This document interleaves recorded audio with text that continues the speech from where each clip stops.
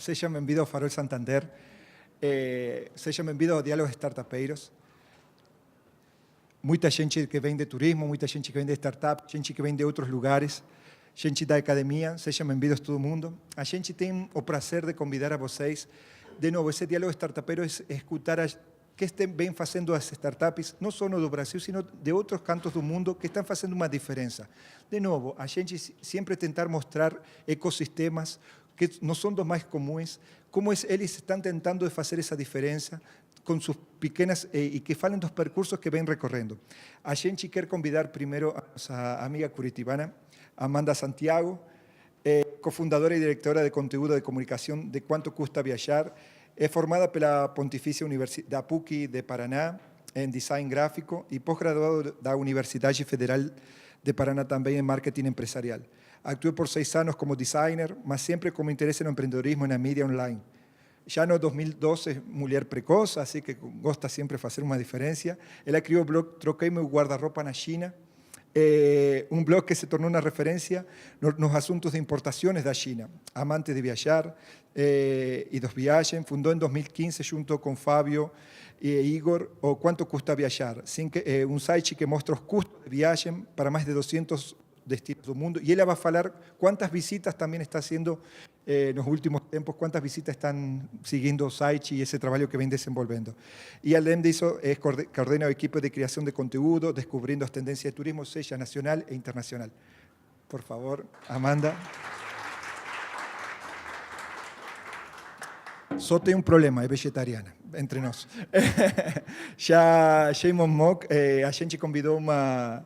Ele é fundador de Backstreet Academy, que é uma plataforma de viagem peer-to-peer com impacto, justamente desenhada para países que estão em vias de desenvolvimento ou desenvolvimento. Por meio dela, as pessoas em base da pirâmide, que não falam inglês nem têm acesso a smartphones, podem se tornar microempreendedores e receber turistas, difundindo suas tradições no seu patrimônio, ganhando e dobrando ou triplicando sua renda. Já fazem não só com a questão das experiências, seja com pescaria, seja com gastronomia com insectos, com maestros. E hoje já a Backstreet Academy oferece 1.300 experiências de viagem que são únicas, mais de 40 cidades e 8 países. Backstreet Academy gerou matérias para veículos como Forbes, National Geographic, Lonely Planet e financiado pelo programa Booster da Booking. Please. Shimon. Thank you. E justamente a gente gosta de ter pessoas que atizem e que vão fazer a mediação, que é Mariana Aldrighi. Ela é formada em turismo, é mestre em ciência da comunicação, é doutora em geografia humana, que quanta necessidade de ter essa questão de humanidade quando a gente fala de turismo e não só números, não? A necessidade de ter esse olhar mais carinhoso também pela cultura, pelas tradições, a gastronomia que é tão forte. Pela Universidade de São Paulo, atua no sector mais de 25 anos, 17 nos quais como professora e pesquisadora, também particular envolvimento em ideias e projetos geradores de resultados positivos para os locais onde acontecem, e não apenas seus criadores. É professora no curso de Lazer e Turismo da USP, coordenadora da ONG, Global Travel Tourism Partnership do Brasil e presidente do Conselho de Turismo de FEComércio de São Paulo. Por favor, Mariana. Bom, a gente deixa com os palestrantes, com a mediadora. Sejam bem-vindos de novo. Eu não fiquei da Copa, eu já estou aqui um pouco tempo mais, e a gente deixou que um argentino fale, porque o principal turismo que vem ao Brasil, que é de Latinoamérica, são argentinos. 4 de cada 10 são argentinos. Sejam bem-vindos e boa palestra para todo mundo. Obrigado. Gente, bom dia a todos. Primeiro, eu pedi desculpa para esse pessoal aqui, eu vou ficar de costas, depois eu viro, se eu não cair, né, no meio da palestra.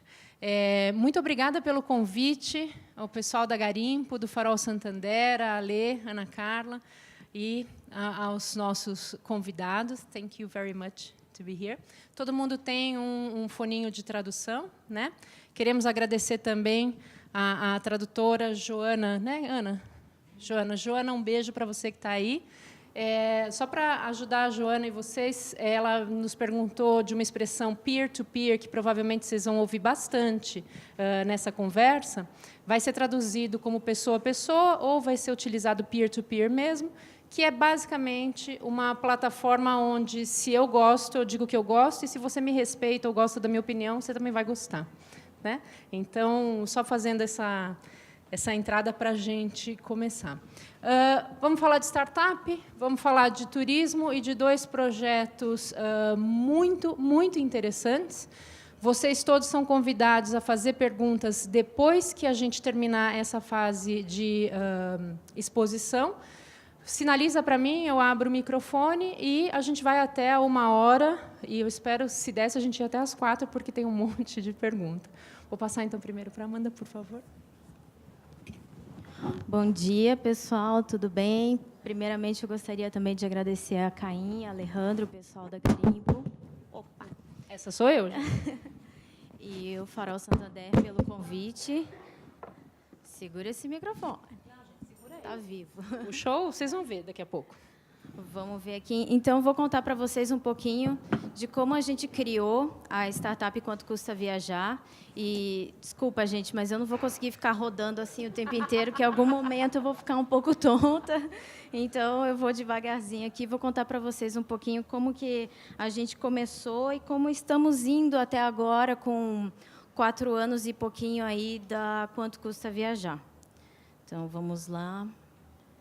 Próximo slide. Ué. Como é que aperta? Você sabe? Olha, a princípio. Só preciso saber para onde. Um pequeno problema técnico. Para onde a gente aponta? Aí. Então pronto. Qual? Aponta para lá. Ou para mim. Esse aqui, ó, essa flechinha. A setinha.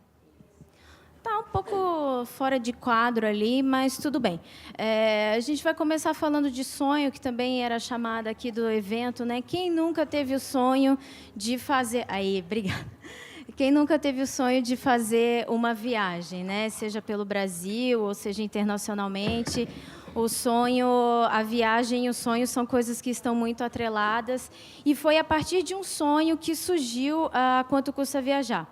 Lá em 2013, comecinho de 2014, eu e o Fábio, que é outro fundador, estávamos planejando uma viagem para a Europa. Na verdade, nós tínhamos o sonho de viajar para a Europa, mas veio aquela questão, e aí, quanto custa viajar para a Europa? Mas a gente vai ter esse dinheiro? Porque a gente acessava os sites e via apenas valor de passagem aérea e hospedagem. Mas viajar vai muito além disso, a gente precisa se transportar, precisa se alimentar e, inclusive, entrar nas atrações. Então, nós começamos a ver que esse sonho envolvia uma pesquisa. Vai. Ei, pessoal. Ele não está. Ele É um PDF, será que é? PDF, exato. Então, toda vez que eu fizer assim, ó, vocês trocam de slide. Então, ó, pá. Tenta na setinha. Na setinha para baixo. Só para o lado, quer dizer, ali, acho. Desculpa, gente, é que como eu sou designer por formação, como vocês viram, eu fiz uma apresentação em PDF, porque fica mais bonitinha. Enfim, designer tem esse problema. Eu não sei mexer no PowerPoint, só no InDesign, enfim. Pode mudar de slide, pessoal. Vocês conseguem ou eu consigo? Setinha. Aí, obrigada. Então, veio aquela pergunta, essa viagem cabe no bolso? A gente vai conseguir realizar esse sonho de ir para a Europa? Quanto que custa? A gente queria ir para várias cidades, né, na Europa, quando faz aquela famosa Eurotrip, né? Então, nós começamos a pesquisar e vimos que era uma pesquisa muito difícil, porque a gente tinha que acessar vários sites, vários blogs, era uma pesquisa muito fragmentada e os valores eram desatualizados. Eram pessoas que viajaram, sei lá, em 2010 e contaram suas experiências. Então, era um pouco complicado você saber realmente, de fato, o custo dessa viagem para poder fazer aquela famosa planilha do Excel, que acho que muita gente faz quando vai viajar, principalmente para o internacional. Muda slide, Brasil.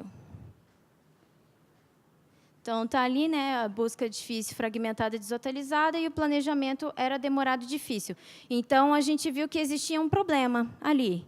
O Fábio, na época, trabalhava com internet, e eu também, por causa do blog, né, que foi mencionado aqui anteriormente. Então, surgiu a ideia de solucionar esse problema, né? Geralmente, startups elas são criadas assim, existem o problema e existe a solução que a startup está trazendo. Então, a ideia da Quanto Custa Viajar foi essa. Acho que pode deixar assim, gente. Já dá para ver, o pessoal consegue ver. A ideia foi essa. E se você colocar em apenas um site o destino, o número de diárias que você quer ficar, e a gente ainda colocou no começo esse perfil, porque existe o viajante mochileiro, o viajante luxo, o econômico que fica ali no meio. Então, nós pensamos nessa solução. E se a gente colocar em apenas um site, todos esses custos, passagem aérea, hospedagem, alimentação, transporte e as atrações. Então, foi daí que começou a surgir o planejamento, a criação da Quanto Custa Viajar. Pode trocar o slide, Brasil. Aí, obrigada. Então, o desenvolvimento mesmo começou apenas com uma pessoa, que foi o Fábio, que começou a desenvolver tanto o site quanto a nossa plataforma de atualização de valores, né, porque a gente tem toda uma plataforma por trás do site. Então, em junho de 2014, ele sozinho. Startup é assim, gente. Tem gente que acha que é uma maravilha, mas não. Começou assim por fora do trabalho, né? A gente trampava ainda em nossos empregos e por fora o Fábio começou a desenvolver sem nenhum investimento, a não ser do próprio bolso, que não era um grande investimento. Ali, pelo meados de setembro, começo de outubro, entraram, então, eu e o Igor, o nosso outro sócio, que a gente começou, então, a alimentar o site com os valores e com o conteúdo, né? De comecinho, era tudo muito manual. Hoje em dia, depois eu vou falar mais para frente, que alguns valores a gente já tem de forma automática com os nossos parceiros. Então, o lançamento assim oficial foi em dezembro de 2014. Nós colocamos o site no ar, mas a gente começou a divulgar mesmo em janeiro de 2015, porque a gente ainda estava naquela fase beta, né? Ainda testando o site, falando só para o pai e para a mãe acessar e ver se estava legal, não sei o quê. Na época, nós também tínhamos um aplicativo, aí então somos nós, né? Eu, o Fábio e o Igor, que são os sócios, e a gente faz de tudo, né? Startup é assim também, é um pouquinho de tudo. Pode mudar o slide, Brasil. Então, aí foi o resultado final, o site, né? O exemplo ali de Salvador. Você tem passagem aérea, hospedagem, enfim, todos os custos que eu mencionei anteriormente em apenas poucos cliques. Não precisava mais a pessoa ficar gastando horas e horas fazendo uma pesquisa. Você encontra tudo ali no site. No começo, nós começamos com umas 50 cidades cadastradas. Hoje em dia, a gente tem quase 300 cidades cadastradas no site. Então, em janeiro de 2015, a gente, tinha o produto, né, a solução, lançamos o site, e então a gente precisava validar aquilo ali, né, porque a gente achava a ideia maravilhosa, porque você acha seu filho muito maravilhoso, mas e os outros, né? Então, veio a calhar bem essa pesquisa em janeiro de 2015, que o SPC fez, e diz que o brasileiro queria viajar mais do que comprar carro, comprar casa, tanto viagem internacional quanto viagem nacional. Estavam nos primeiros lugares de sonho de consumo. Vamos lembrar que em 2015, a gente estava entrando na época da crise no Brasil, então, realmente, não foi um timing muito legal que a gente lançou o site, né? Mas, enfim, já estava lá. Daí, ok, lançamos o site e esse aí foi o nosso famoso boca a boca. Como nós nunca tivemos um investimento, investidor anjo, nenhuma empresa investiu na gente, nós fizemos, então, o começo da nossa divulgação. Como a gente não tinha dinheiro para divulgar, nós começamos a fazer o famoso boca a boca. Fala para o pai, para o amigo, para o primo, em grupos de WhatsApp, grupos de viagem no Facebook. Foi essa a nossa forma de propagar o quanto custa viajar no começo. E eis que caiu numa famosa digital influencer. Não sei se vocês conhecem esse termo, mas é uma pessoa famosa na internet. Eu ainda não sei quem é, a gente não conseguiu descobrir, porque foi muito louco aquele dia. Ela postou no Twitter, ela descobriu o site por esse meio de boca a boca, e ela postou no Twitter que o Quanto Custa Viajar é o site mais maravilhoso da face da Terra, e, a partir disso, a gente achou que ia ficar milionário, porque a gente tinha uma... caiu, porque a gente, naquele dia exatamente, nós tivemos 120 mil acessos em apenas um dia. 120 mil naquele dia. No dia anterior tinham sido? Eu acho que eram 5 mil no máximo, sim. No máximo. Então, aí eu vou contar. Já vamos contar o depois daí do esquema. E daí, a partir disso, óbvio, houve uma divulgação enorme no Twitter, quanto custa viajar, todo mundo divulgando, e a imprensa viu isso e procurou a gente para dar entrevista. Então, nós saímos em mídias... Não, volta lá, né? Nós saímos em mídias muito interessantes, né, que geram bastante acesso na Exame, Catraca Livre, enfim. E, com isso, a gente cresceu bastante o acesso. Depois é que veio o problema. Pode mudar. A gente teve aquele grande acesso por um tempo, que o pessoal acessava o nosso site, achava muito legal, né, fazia as continhas lá e tal, e depois esquecia o quanto custa viajar, nunca mais acessava. Então, depois daquele up de acesso, nós começamos a ver que a gente começou a cair de acesso, que o pessoal começou a esquecer o quanto custa viajar.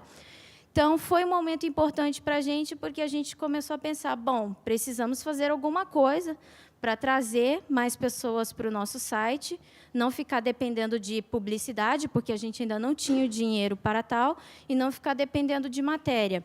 Então, nossa estratégia sempre foi, a partir daí, e até hoje, e a nossa forma de lidar com quanto custa viajar, foi de criação de conteúdo. Então, nós começamos a criar os guias de viagem. Então, dentro de cada cidade, nós temos todas as dicas, né, como que ela faz para sair do aeroporto para a cidade, lugares onde ela pode comer, bairros onde ela pode se hospedar, enfim. Criação de conteúdo, porque valia mais a pena a gente contratar jornalista para escrever um texto para a gente, porque o retorno desse acesso ia ser a longo prazo, do que se a gente ficasse investindo em publicidade ali no Facebook, né? Então, a gente começou a pensar nisso para ficar bem ranqueado no Google, né? O famoso SEO, né? Que muita gente trabalha hoje em dia, e é muito importante isso para quem trabalha na internet. Você sabe o que é SEO? Só para quem Search não sabe? Engine Optimization. Isso. Otimização da ferramenta de busca. Você ter Isso. condições de subir e aparecer na primeira página da busca. Você sempre tentar manter seu site bem bonitinho. Existem algumas regras que a gente tem que seguir para a pessoa, quando procurar no Google, achar ali de forma orgânica, né, o seu site. E isso é muito importante hoje em dia para a internet. É uma briga para achar pessoas que saibam fazer isso de uma forma correta. Então, nós começamos a criar os guias. O blog também foi criado nessa época, em 2015. O blog do Quanto Custa Viajar hoje é um dos maiores blogs de viagens do Brasil, porque depois eu vou mostrar os acessos, né? Ele é muito importante. A gente posta tanto as nossas experiências de viagem, quanto inspiracional também, né? A gente sempre posta lá, e as redes sociais também, para dar aquele backup. E também, a partir disso, nós pensamos, bom, estamos trazendo gente, mas o usuário está gostando do nosso site?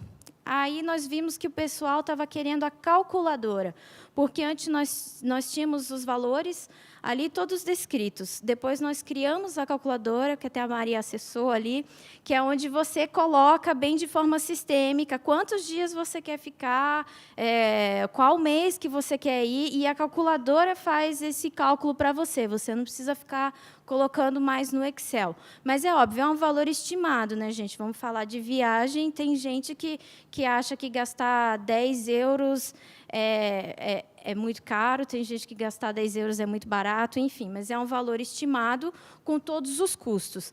Então, a gente criou a calculadora, e, a partir da calculadora, nós começamos a converter usuários, porque nós estávamos tendo, então, acesso no site. O pessoal estava gostando, utilizando a calculadora, mas eles entravam no site, saíam e acabou. A gente não sabia nada daquele usuário. Então, na calculadora, nós criamos o login. Então, para você utilizar a calculadora, você precisa fazer o registro seu. E, a partir desse registro, pode mudar. nós temos a análise de data, né? A análise de Big Data, que é o grande diferencial do quanto custa viajar hoje em dia. Nós podemos analisar o que cada usuário está fazendo no nosso site, de onde ele é, o sexo, a idade, para onde ele quer ir, se ele já está ainda na inspiração, se ele já quer viajar, se ele já está na hora de compra de passagem, de hospedagem. Então, nós temos toda a análise desse acesso dos usuários no nosso site. Então, pode mudar.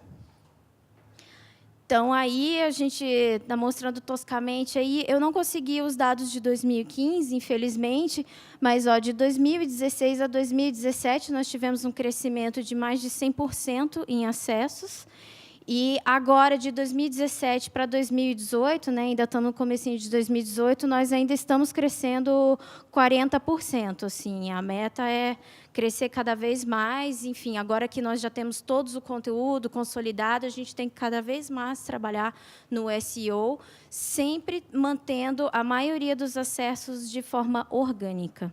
Óbvio que, depois de um tempo, a gente começou a ganhar dinheiro, começou a investir um pouco de publicidade no Facebook, mas, assim, nunca gastamos. A gente sabe de startups que receberam investimento que gastam aí em publicidade uns 15, 20 mil reais por mês. Nós não temos esse dinheiro, né? Então, o nosso formato é sempre isso. Pode mudar. Então, a partir dessa análise de dados, nós percebemos que nós tínhamos muitos usuários que ficavam andando pelo site, calculando, não sabia para onde queria ir.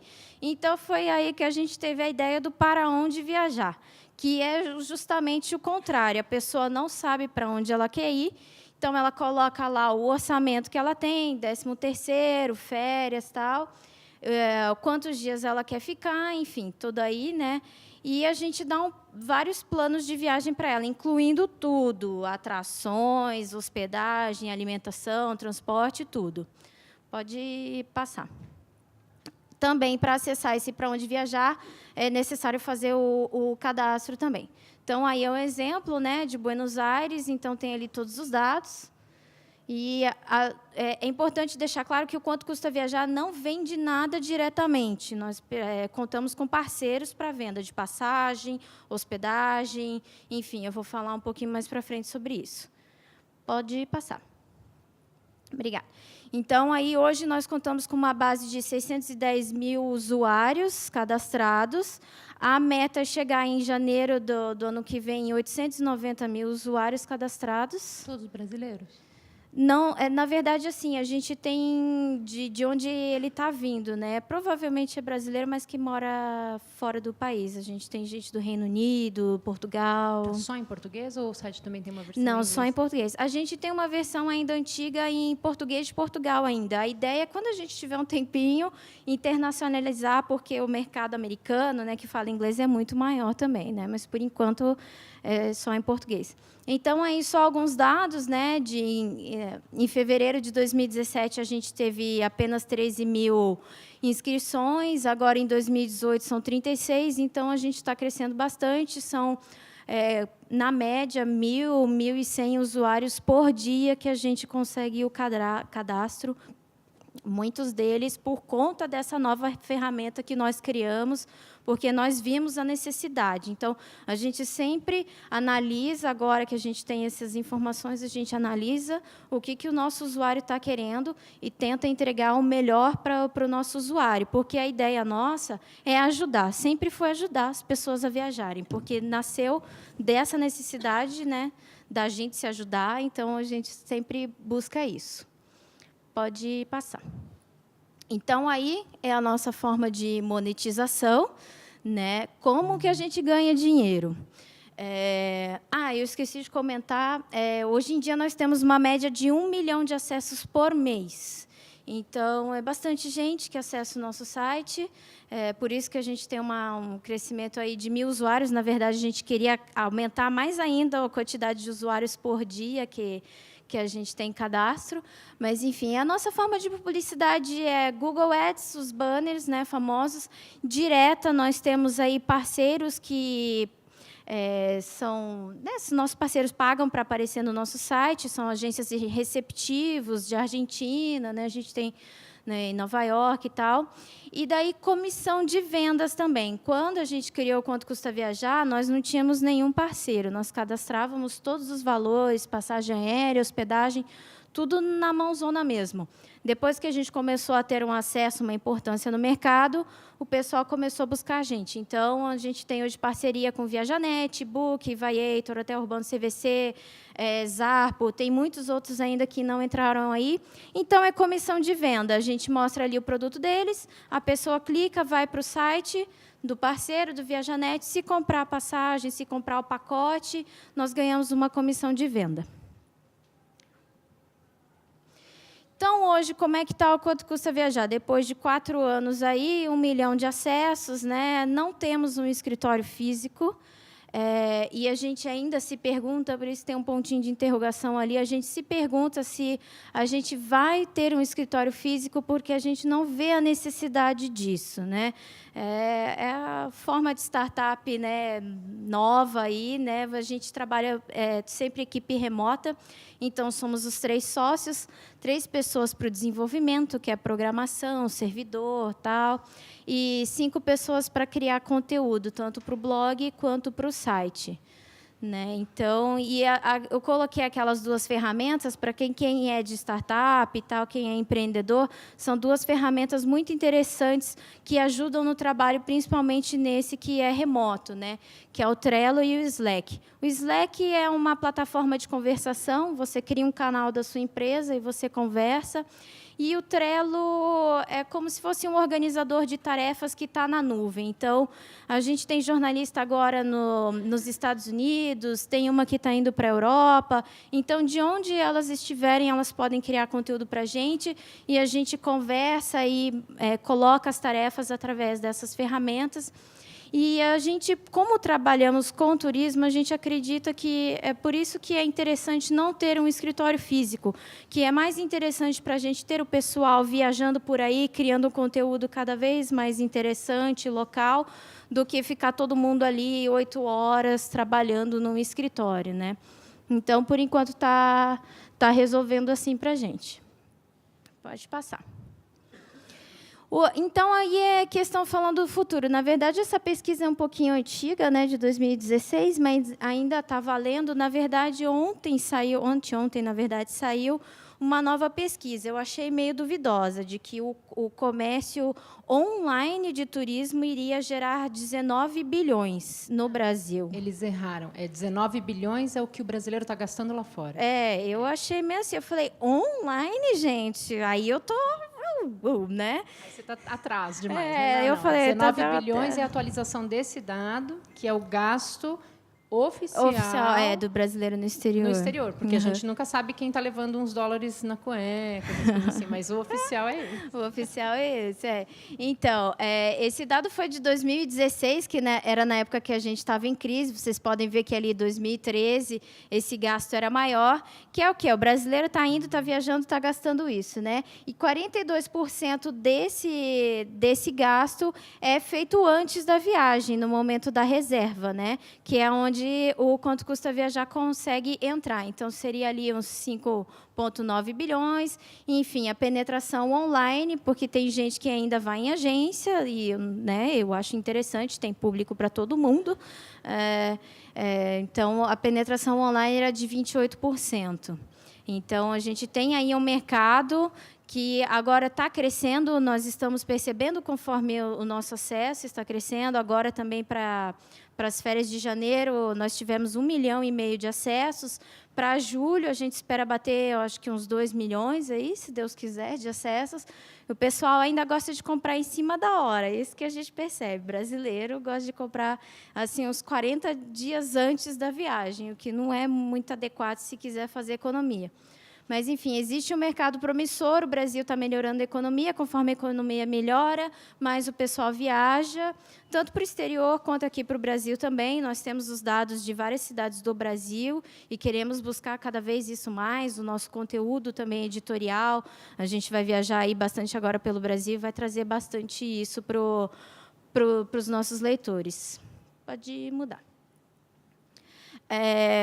Uma coisa que nós percebemos, nós como startup, já participamos de vários eventos de startup, de conversas com empresas sobre a questão de investimento, investidor anjo, aquela coisa tal, porque nós ainda não tivemos isso, né? É tudo sempre do nosso bolso. E falaram para a gente muitas vezes que é porque nós não temos um produto em si, nós não vendemos nada. E a gente acredita que há uma esperança, há um futuro, a gente acredita que o nosso produto é o conteúdo. Então, aí é um exemplo que saiu aí essa semana de um site, esse Culture Trip, se alguém quiser depois acessar, é bem interessante, é um site gringo, acho que dos Estados Unidos, e ele é basicamente como Quanto Custa Viajar, ele trabalha com conteúdo. É basicamente conteúdo e também com link de afiliados, e eles já receberam alguns investimentos muito interessantes ali, e receberam agora mais um investimento muito grande aí para se transformar numa agência online. É uma possibilidade que a gente pensa em começar a vender diretamente, se tornar uma agência online, mas, por enquanto, a gente ainda está no conteúdo. Mas é interessante mostrar que, mesmo antes deles terem a ideia de virar uma agência, eles criavam conteúdo e já tiveram bastante investimento, assim. E isso lá fora está se tornando muito grande. A Amazon, enfim, a criação de conteúdo está se tornando uma coisa muito forte, está se tornando um produto, né? Esse site, por exemplo, tem 15 milhões de acessos por mês, então é bastante coisa. Dá para ganhar dinheiro desta forma, criando conteúdo, né, ganhando comissão, não só vendendo um produto de fato, né? Pode passar, eu acho que daí... Aí o nosso desafio para o futuro, né, é cada vez mais crescer o nosso tráfego e crescer esse RPM, que é o quanto a gente ganha por usuário, que ele entre no nosso site. Primeiro que ele pense, quero viajar, para onde eu vou? Para onde eu vou fazer essa pesquisa? Pense no Quanto Custa Viajar como referência de site para planejar e reservar a sua viagem. Então, por isso que a ideia é sempre crescer o tráfego e o quanto que a gente ganha por usuário, que ele reserve cada vez mais através do nosso site, né? Eu acho que é isso, né? O último slide. Isso. É isso. Obrigada. Muito obrigada. Antes de passar a palavra para o Jayman, eu queria só te perguntar, não existe um escritório físico, mas onde estão os documentos e as caixas e as fotos? Está tudo embaixo da sua cama? Está tudo na nuvem. Tudo na nuvem. Você não tem papel, não está ocupando um espacinho? Temos uma pastinha. Eu tenho uma pastinha lá em casa com, né, coisas de CNPJ, tal, do contador, tal. Agora o resto está tudo na nuvem. Pastinha, que amor, uma pastinha. Gente. A tristeza de ser velha, no meu caso, é isso. Né? Eu preciso de um espaço físico para guardar as coisas. Por favor, Jayman. Ponham seus foninhos todos, para quem precisa, né? Óbvio. Yes, please. Hi, everyone. Thank you for being here today, like on a Saturday morning, right at the beginning of a long weekend in Brazil. It's really, we really appreciate it. And I am really honored to be here, to be invited by Santander and Garimpo, Carla, and Alejandro, inviting me like 27 hours away in Asia to come here to talk about and share the Backstreet Academy story. So it's a great honor for me today. So my name is Jayman, and I'm the founder of Backstreet Academy. We are a peer-to-peer impact travel platform tailored for bottom-of-pyramid communities. So the bottom-of-pyramid communities refer to people who are earning less than $2 a day, as defined by the UN. So a lot of people don't care or don't create products for the bottom-of-pyramid communities because the market value, the market size is really small. So we actually create products specifically for them. We help them to create unique experiences that allow them to showcase their tradition, their heritage, their unique culture, and help them to host tourists in wherever they are. And by doing so, they are able to earn 2 to 3 times in additional income to move themselves and their community out of poverty and conserve the culture at the same time. So how do we do that?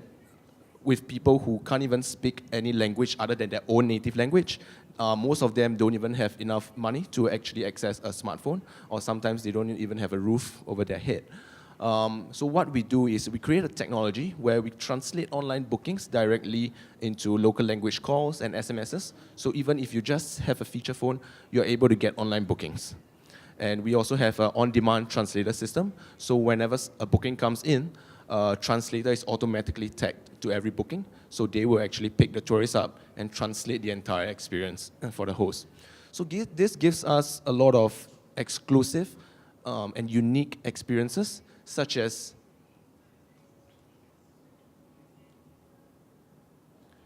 meditation with monks in Laoshan temples, insect cooking class with street food vendors, fishing with local fishermen in their houseboats on the Mekong River,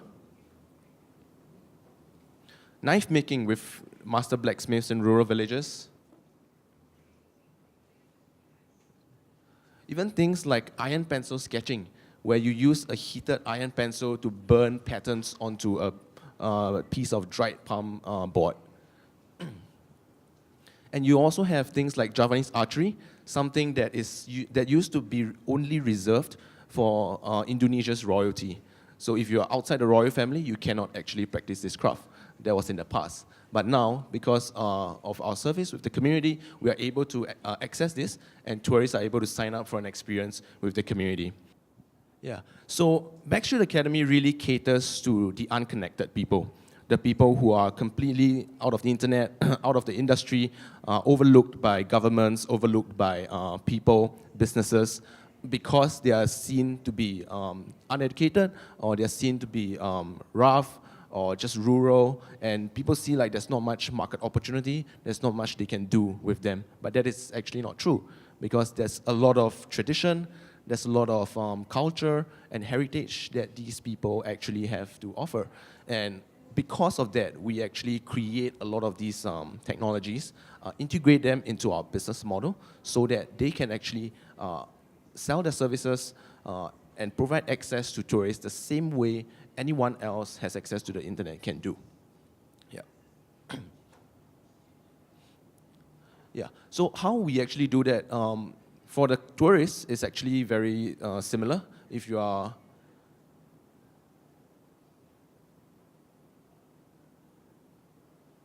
so if you are a tourist just looking for things to do on the internet, you can go to our website and you'll browse like thousands of experiences on our website. And you can find the experiences that you are interested in the most.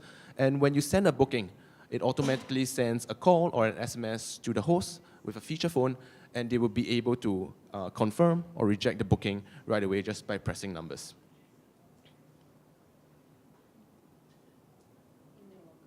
Yeah.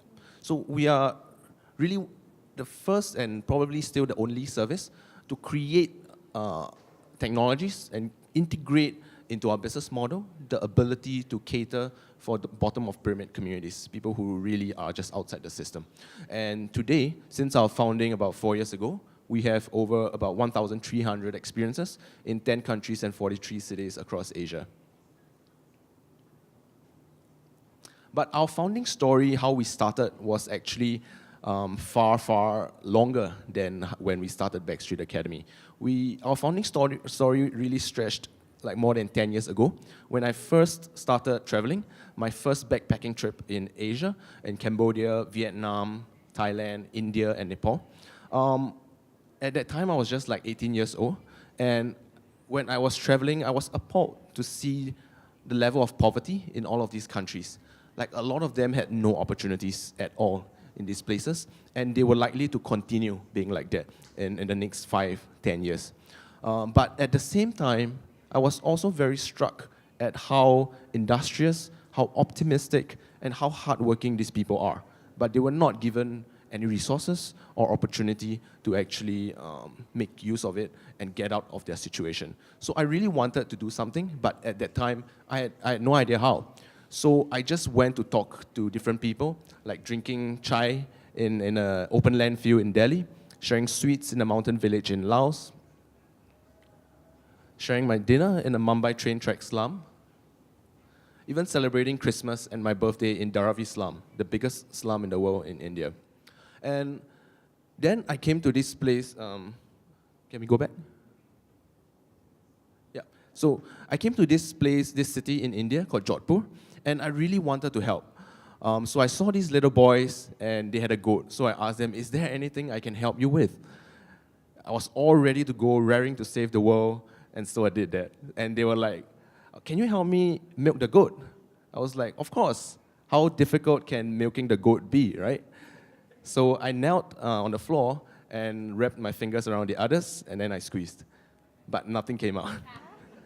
Then I squeezed even harder, and still nothing came out. So I tried with both hands, and I squeezed with all my might. The goat squealed and ran away in pain. Yeah, so that was when I thought I was just somebody who wanted to help, but I had no skills. And I would be more of a nuisance than the help I wanted to be. But luckily, at the same time, that was when we heard about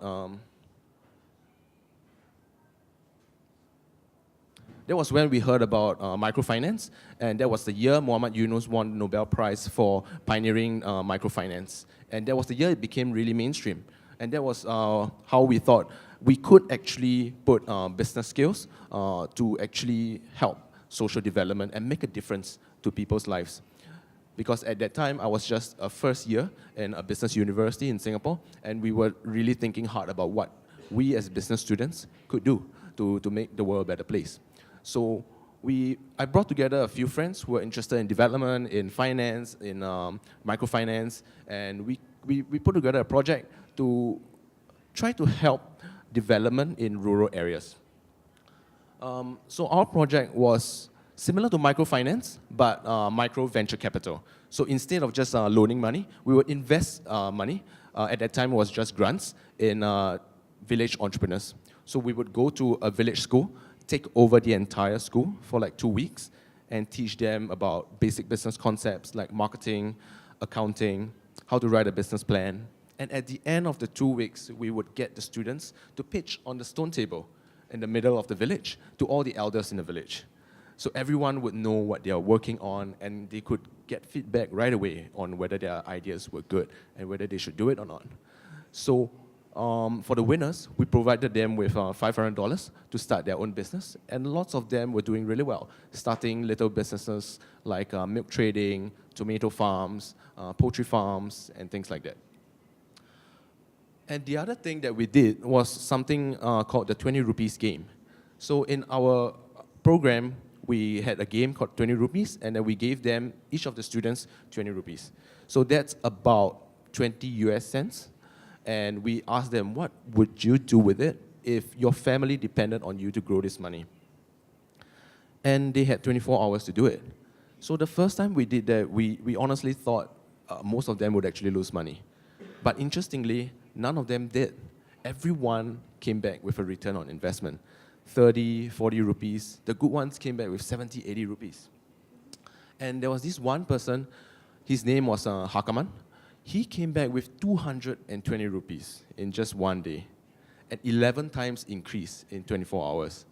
So what he did was he went to the neighboring village to buy tomatoes, and then he came back to the village to sell. He did that twice, and after that he switched to lemons because lemons had a higher margin, and then he did that trade for 3 times. So when he gave the money back to us, he was telling us, if you gave me 3 more days, I would have given you 1,000 rupees. Yeah. So unsurprisingly, he went on to win the business competition we organized that year, and with the $500 that we awarded him as a grant, he went on to start his first mushroom farm. And in 1 month, he set up a fully functioning mushroom farm and sold out his first harvest on pre-orders only. And 8 months later, he sold off that farm, went back to his village, and set up 5 more. And he's not the only one as well. There are other student entrepreneurs, 14 years old, 16 years old, who went back to their village and did all sorts of little businesses, from candle making to knitting to poultry, tomatoes, aloe vera, all sorts of little businesses. So that was a little bit of our founding story. When we saw how these people could actually turn a small amount of money into so much and they could benefit their community a lot from that. We wanted to make our charity project a social enterprise. So instead of just giving out grants, we could actually invest in them. And if they could actually generate revenues, we could use the profits to reinvest in even more people around the world. So we set up a fund of $15,000. We put in $5,000 of our own money, and then we invested in, of course, Hakaman's mushroom farm. We invested in a knitting company. We invested in a pest control, and as well as a candle maker. Yeah. So in 2 years' time, 4 of these businesses actually made double the amount. So with the $15,000 that we invested, they actually generated almost $30,000. And however, because the fund was so small, it's really difficult to actually make a profit on that, because that wouldn't be enough to pay for staff and office and all the other costs. So we needed a big amount of funds to actually run this as a sustainable social enterprise. And so we set out to raise $5 million to do that.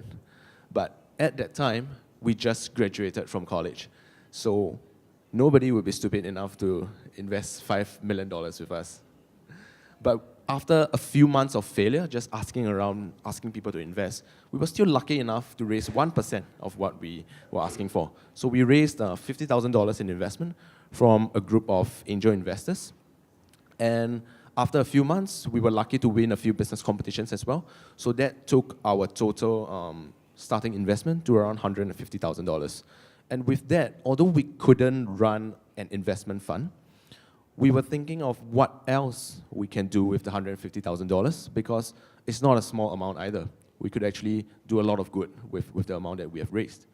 So at that time, we were talking to one of our beneficiaries, and this is his shop. So he's a wood carver in Kathmandu in Nepal. And we were asking him about where he came from, how long has he learned his craft for, all sorts of little questions about that. And he was just like, why don't you just sit down and learn from me? And obviously we jumped at the chance. So we spent the next 5-6 hours sitting in a little alley in Kathmandu, covered in wood shavings, just learning at the feet of the master. And after we finished, this is the product. In 5 to 6 hours, we could actually do this. And it was an amazing experience for us. Just being able to talk to the master and learn from him a craft that has been there for thousands of years, something that we would never have ever gotten on our own as tourists. So that was amazing, and we were hoping we could do that everywhere we went in the world, whether it's Cambodia, whether it's Laos, whether it's Thailand. If we could actually get an experience like that in something we were interested in, that would be amazing.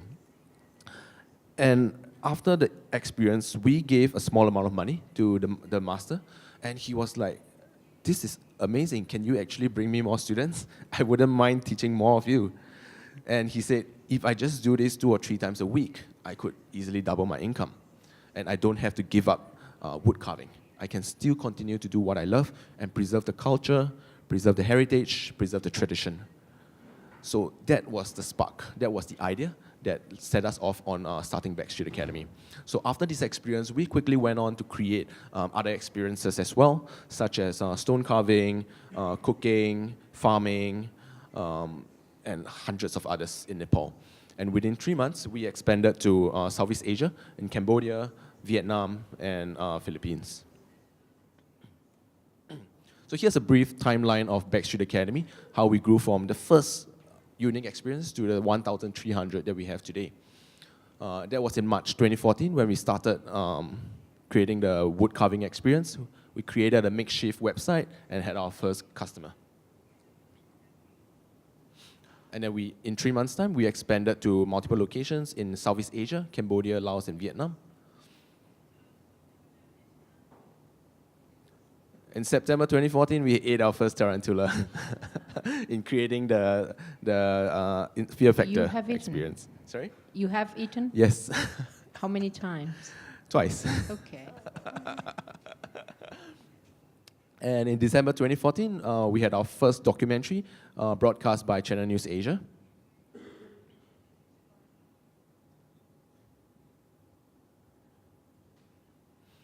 In January 2015, we launched a new website, mobile site, and integrated our technology into the website.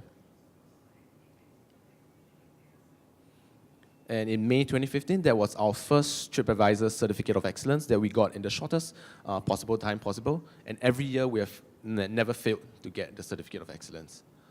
In September 2016, we got our first industry awards by the UN. And last year was the biggest year for us. Yeah, last year was the biggest year for us because we were funded by Booking.com as the winner of their Sustainable Travel Accelerator. And subsequently, we were a recipient of the ASEAN Social Entrepreneurship Award, which is the association of Southeast Asian nations for recognizing that impact that we have in all over Southeast Asia. So throughout these 4 years, there's quite a few things that we've learned. And number one is to be truly different. Because when we first started, we were really just copying other people. We saw that there were similar websites offering peer-to-peer experiences like Vayable in the US with locals from Holland and hundreds others who were doing the same. But there were very few in Asia, so we thought we could actually try this, and it's just a simple thing, right? Let's just copy them exactly and put it up in Asia. But obviously that didn't work because everyone had the same things. Everyone had the same experiences, it had the same UI, the same design, and we couldn't compete with people who were much more well-funded. There were many people who had raised like $5 million, $10 million, and we could never compete with them. So very quickly we saw that our value was in creating unique experiences with the local community that none of these competitors were actually interested in catering to. They saw them as a market size that was too small, too difficult to actually work with, but in doing that, they actually give up a lot of the unique experiences. So with our model, we focus solely on developing countries in Southeast Asia because none of these competitors are willing to change their business model for them. And because we are able to access these people, we have the biggest amount of hosts in all these areas where we are operational in. And then we have the most unique and the most authentic experiences. Like the one you see here. This is actually Fear Factor in Nepal. There's a brain there. Yes, so you actually get to cook the organs of buffalo, from the brains to the lungs to even the testicles. And it's actually a very traditional heritage in Nepal because you can't waste anything in the highlands, in the Himalayas. Everything has to be used. So it's a huge tradition. And it's actually a big, big celebration for the people when they actually cook this. And just by creating this experience, it was great because people started noticing. And that was our first experience that got caught by a writer from National Geographic. And it really got things going after that. And the second lesson we learned is a healthy disregard for convention. So when we started, everyone was telling us, how do you actually go to these places? It's impossible if you don't know any partners, if you don't know anybody there. And so we talked to a lot of NGOs, social enterprises, local businesses in every country that we are going to expand to. And usually their answer is like, this will not work, this model will not work, the community will not want to work with you, it's impossible, it's hard, and all sorts of problems. So we know that we're not going to get any help from them. But we hired our own people, got into the communities, and talked to them directly. And then we found out that the problems were not with us, it was not with our model, but it was with all these partners who were not willing to actually do anything at all.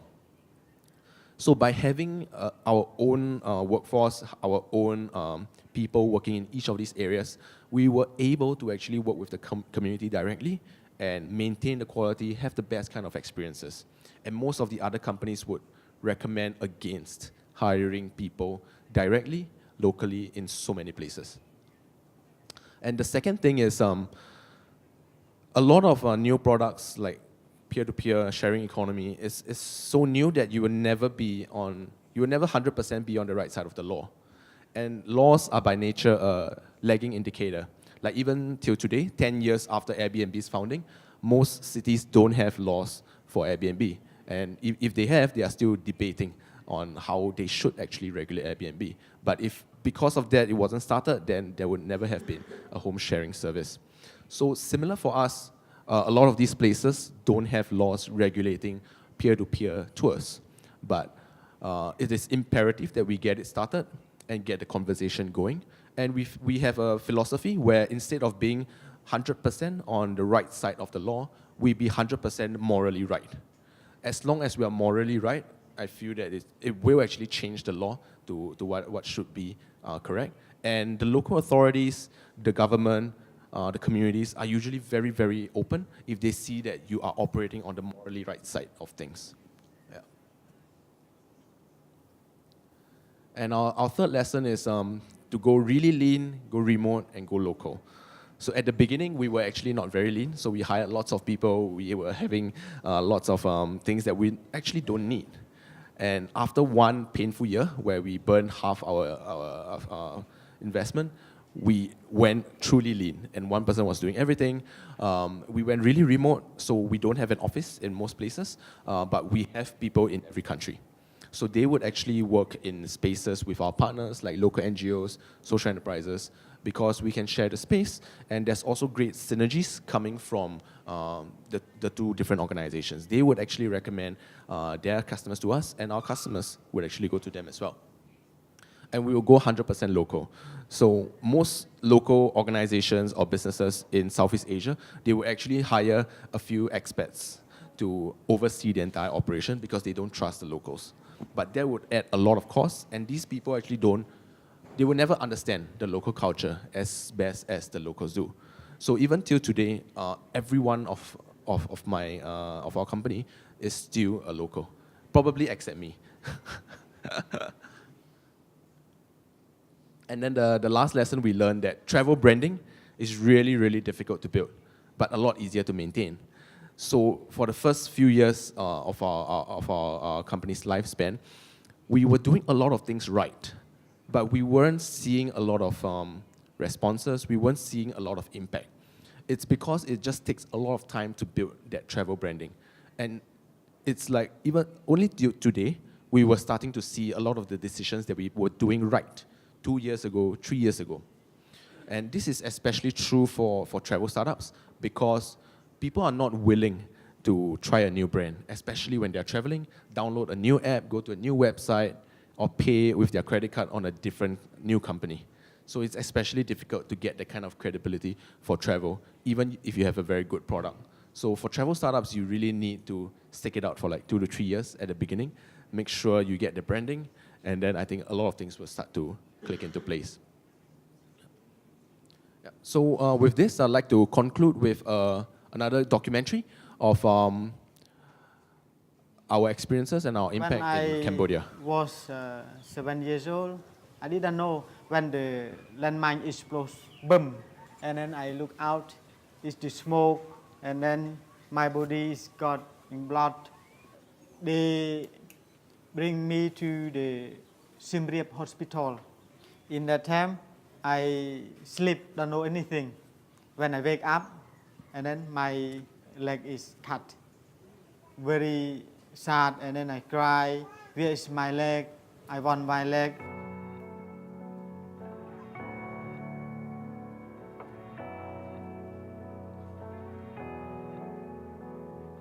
I cannot get a job. I cannot support myself and my family. And then I decided to make the pendants, copper wire, and the bag. So the first time that we make, sell to the Cambodian people, not sell well. In 2014, the State Academy, they come to my office. We are very happy because I have not good with the marketing. They help us with the finding people. They learn how to make the jewelry, and then I teaching them, and then I get profit. Backshot Academy is a social enterprise in the travel space, and what we really do is we connect local hosts, all of them who have a very particular skill set that is very indigenous to the communities they live in, and we connect them via our web platform to tourists who these days I would say are increasingly looking for very intimate, very offbeat, never been done type of travel experiences. When we make this connection, what happens is we allow these local hosts to have direct access and exposure to the tourism market, which they wouldn't otherwise have.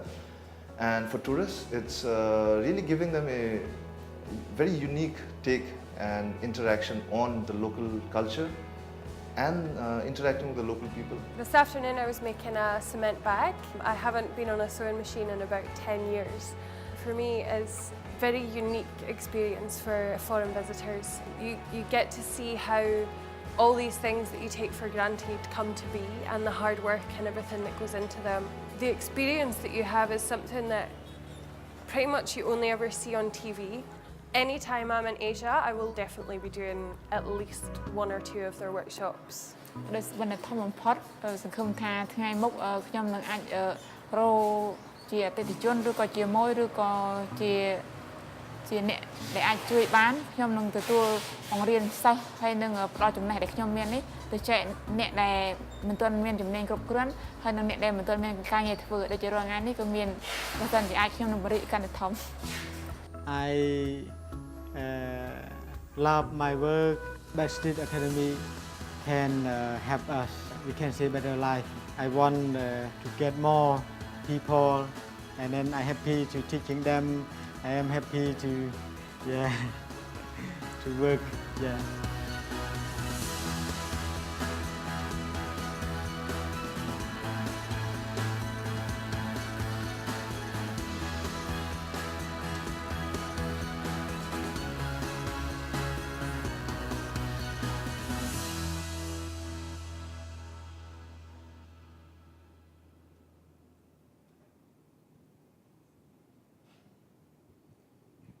Yep. So in the future, Backstreet Academy really wants to be everywhere. So wherever you go, you will be able to book an interesting experience with the locals, with whatever you are interested in, as easy as you book anything on the internet.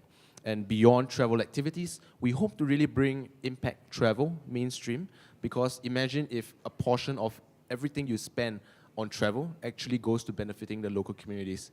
Now it's really just less than 7%. But if you can bring that amount to actually 70%, how much it would do for global development. Thank you very much.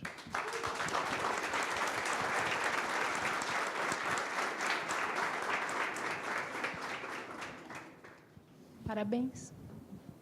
Congrats on that. Vou falar em português para que todo mundo me entenda.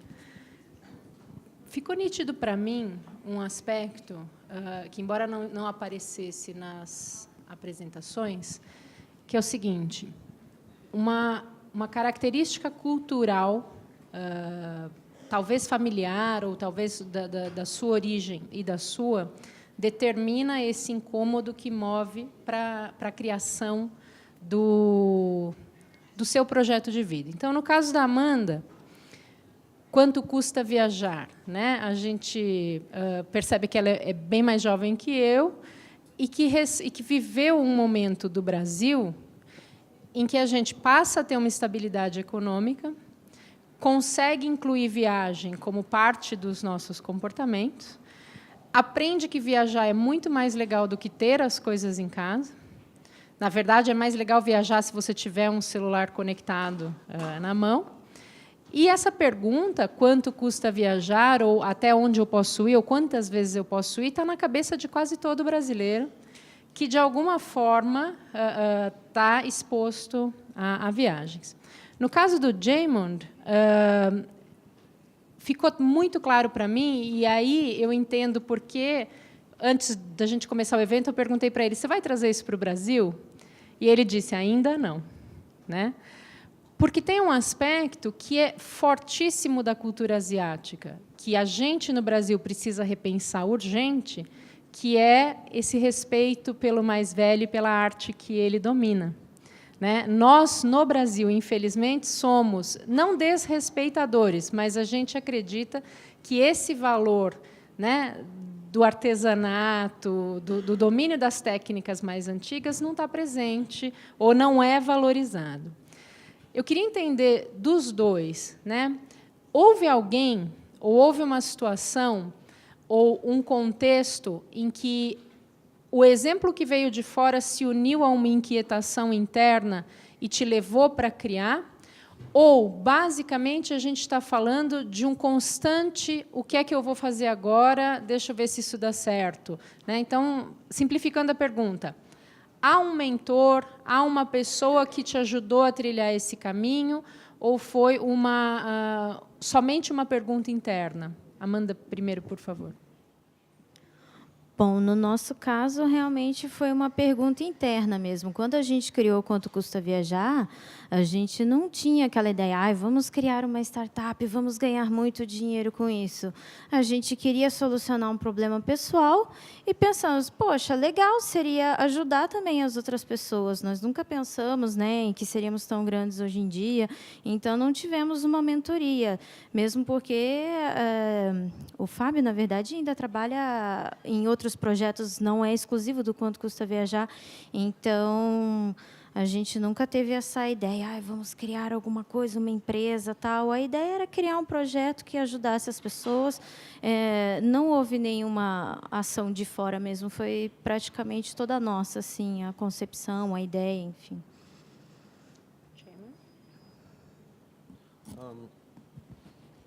For us, like our desire started really long ago because we saw the poverty around the world, and we really wanted to create products or services that could solve this issue.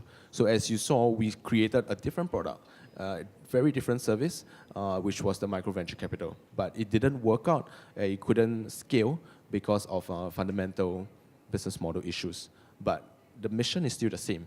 So we created Backsheet Academy to serve the same mission, just in a different way, because we feel that that is much more scalable. In terms of mentors, we've had a lot of advisors, mentors, people who come along. But inspirers, like your Inspirers. mom or your grandmother or someone who told you since the beginning, do some good in the world. I would say Muhammad Yunus is one of our biggest role models, who gave us the inspiration that poverty can be eradicated within our generation. And this is the time where we actually have all the resources and we have the ability to do it. And we should actually do something about it. And the second person was this guy called C.K. Prahalad. So he wrote the book called The Fortune at the Bottom of the Pyramid. And the book talks about how we shouldn't look at the poor as some people who just needs to be helped, like you give money away. But the poor, or the bottom of the pyramid, collectively accounts for a few $1 trillion in market size. And in his book, he outlines 40, 50 different social enterprises that are able to generate not just social impact, but profits such that they can be even listed on the stock exchange. So we wanted to create an organization like that can really create social impact and also be commercially sustainable and scalable so that it can be all over the world. Yeah. Obrigada. Amanda, para selecionar 300 cidades e colocá-las no site, qual foi a lógica? Uma resposta à demanda ou uma percepção? No começo, nós começamos com 50, como eu comentei. Então, a gente sempre foi pelas mais visitadas que o brasileiro mais deseja. E depois a gente foi cadastrando conforme o acesso foi chegando, conforme as pessoas iam pesquisando, porque a gente conseguia ver, né, no Analytics as cidades que eram pesquisadas e nós não tínhamos ainda as cidades cadastradas. E algumas também foram de própria ideia nossa, assim, acho que seria legal colocar essa e aquela, tal. Mas a maioria veio da demanda, conforme o site foi crescendo, a gente foi tendo essa demanda e foi cadastrando. E a gente ainda tem muita cidade ainda para cadastrar. O Sudeste da Ásia está dentro do site? Tem pouca coisa, para falar a verdade, assim, porque é muito difícil conseguir a informação de valores de transporte. Muitos lugares na Índia, Laos, Vietnã, o transporte é por aqueles rickshaw, né, que eles chamam, não existe um transporte público, então é tudo um pouco muito difícil para a gente captar esses valores, mas a gente tem assim as principais, as capitais. A ideia é cada vez mais trazendo esse conteúdo, porque é bem aonde é o ponto fraco, né? Para Paris, hoje em dia, você já consegue saber mais ou menos. Agora, para uma cidadezinha lá no interior, a gente tem bastante na Índia, Jaipur, Jaisalmer, uns nomes que eu nunca tinha ouvido falar. É legal que a gente vai conhecendo o mundo através desse cadastro. E é possível, pelo rastro digital e pela análise que você tem, identificar essa tendência que o Jaymond percebe, e que é claro, né, quando a gente olha para o mercado asiático, A busca por experiências, ela nasce de um movimento principalmente europeu e norte-americano, em textos acadêmicos, tá, gente? Eles se sentem muito culpados pelo estrago que eles fizeram no mundo. Então, de alguma forma, tem uma geração que concorda em devolver, né? E o devolver está nisso, participar de uma experiência ou trazer mais sentido para a própria vida. Então, muitas das viagens voluntárias ou viagens de experiência hoje são viagens de reconstrução de significado da própria vida. O brasileiro está indo para essa linha também? Gostaria de dizer que sim, mas pela nossa experiência ainda não. Inclusive, a Ásia é um lugar assim muito pouco procurado pelos brasileiros. O brasileiro ainda quer viajar para Cancún, Nova York, Lisboa, enfim, pelo menos o nosso público, né? A gente está falando aí de 1 milhão de pessoas por mês. O Brasil é muito maior que isso, mas infelizmente a gente não vê essa necessidade. Nós recebemos muitas feedbacks do site, muitas pessoas que querem conversar com a gente, né, achando que nós somos um agente de viagens, mas nenhum até agora procurou, querendo saber mais sobre experiências mais assim. Por enquanto, não. Jaymon, continuar em português, mais fácil. Eu entendi que vocês vão ao Nepal, participam de uma primeira experiência, isso faz um clique, fala, eu posso, né, permitir que esse artesão fique na sua oficina e melhore o seu rendimento. Nesse momento, um outro mundo se abre para você, e, embora você tenha me dito, eu contato local NGOs, né? Eu falo com as pessoas e vou mapeando estas possibilidades. É claro que tem milhares de outras possibilidades que ainda não estão como parte da Backstreet Academy.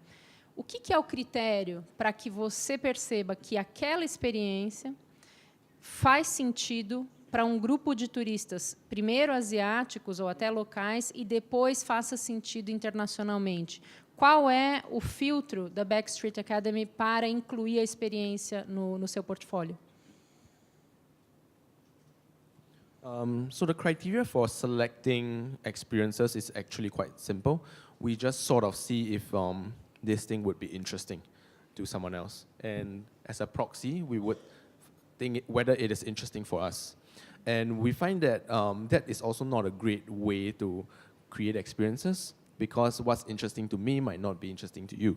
So we sort of don't really choose based on what it is. So if someone is interested in creating something, we would let him create it, and we will help him to create it and put it on our website. And sometimes we would find that something we didn't find interesting at the beginning turned out to be really, really interesting. For example, knife making. It was something that we never really thought about, and we just thought it might be interesting. We tried the experience, it was okay, but now it's like the biggest experience. And we went on to create a knife making experience in every single country because people really want to do it. And we would never have thought it if we chose the experience ourselves. Uma curiosidade técnica. Ele faz a faca e pode levar embora na mala do avião? Yeah, they take it. Okay. And they can take it on the plane Só não as well. pode na bagagem de mão, né? Not on the hand luggage. Weapon making. Gente, vamos abrir para as perguntas? A gente ainda tem algum tempo. Vamos lá. Ali, leva? Por favor, apenas diga o seu nome, tá? E aí, para quem que você gostaria de fazer a pergunta? Obrigada. Meu nome é Josi Aires, eu trabalho no turismo e eu tenho uma curiosidade com relação ao Backstreet, se o público local, vamos supor, ele tem essa experiência na Índia, né? Os indianos se interessam por essas experiências ou é somente um público estrangeiro?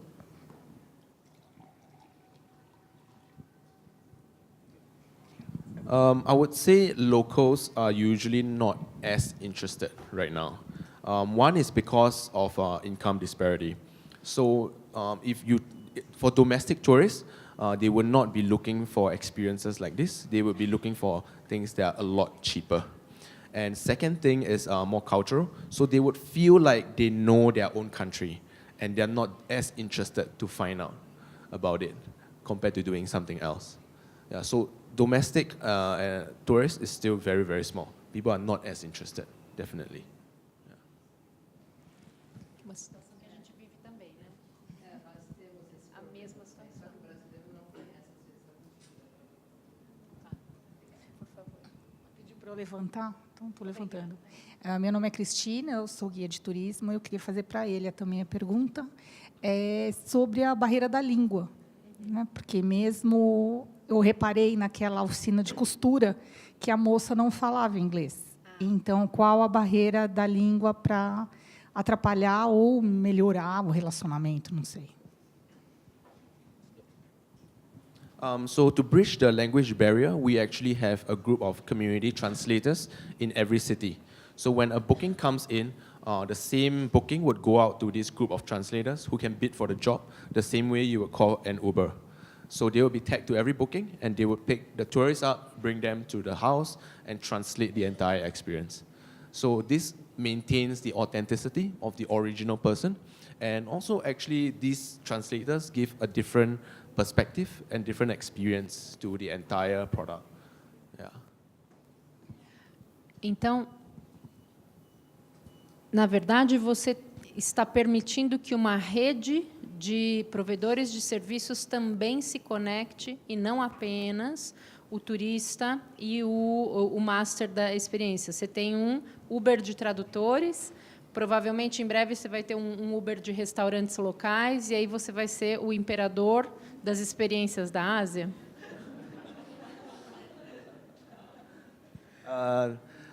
No, not really. So, but we hope to be able to create a platform where you can get all of these experiences. Food, accommodation, transport, everything that will help impact travel, that will help increase the amount of money that goes to the local communities.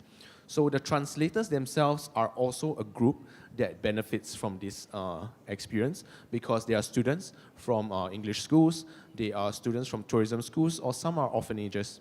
So they need additional income, but they aren't able to take full-time jobs. Okay. And they need experience, so this is perfect for them. Yeah. Tem mais alguém?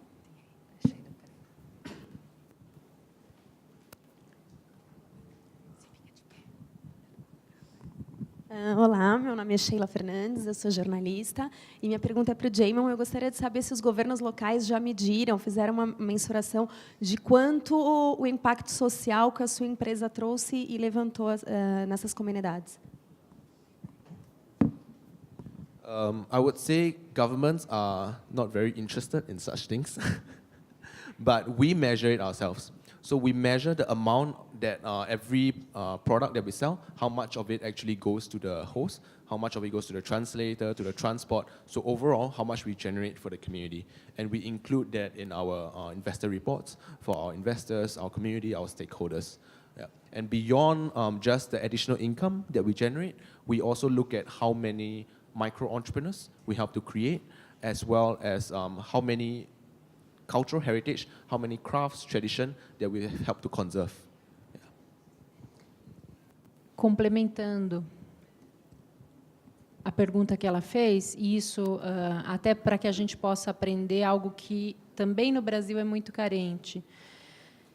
Fundamental para conseguir a atenção de mais investidores e para competir de igual para igual nesses concursos internacionais ou nessas validações, é ser capaz de provar ou demonstrar o impacto, mais do que efetivamente as fotos, que são muito sensíveis, muito interessantes. A cada novo dólar que essa família recebe, ela melhora a sua condição de alimentação e ela talvez vai gastar nos negócios da comunidade. Há também um dado que diz mais 3 ou mais 10 dólares naquela comunidade ampliou a qualidade de vida, ou pelo menos uma estimativa. Você consegue gerar essa informação? Right now, we still only measure the direct impact, because it's just really difficult to measure the secondary impacts and the tertiary impacts. But what we are trying to do, besides the direct impact, it's also to ask each of them what was the biggest change in their lives. So there's this biggest change framework. After you've joined this program, what was the biggest change? And the biggest change can be money, or it can be things like I feel respected, and that for them is the biggest change. So we are trying to record this right now. Excelente. Desculpa. Eu queria fazer duas, sendo gulosa. A primeira delas é, vocês tiveram a primeira inspiração, né, Jaimon, no modelo do Yunus, que mexe muito com a validação dos pares, esse controle dentro da comunidade, a partir do momento em que quem está envolvido também tem responsabilidade sobre os demais. Como vocês partiram dessa inspiração e vocês atuam muito na comunidade, você sente que isso também vem se formando na lógica do turismo, essa validação pelos pares da comunidade, ainda que não diretamente envolvidos no processo de turismo, se você já vê isso ocorrendo? Deu para entender? Não. Todo o modelo do Yunus eu não vou dar o calote porque os meus vizinhos estão de olho, então eu vou pagar direitinho as minhas contas também. Você tem responsabilidade compartilhada na comunidade.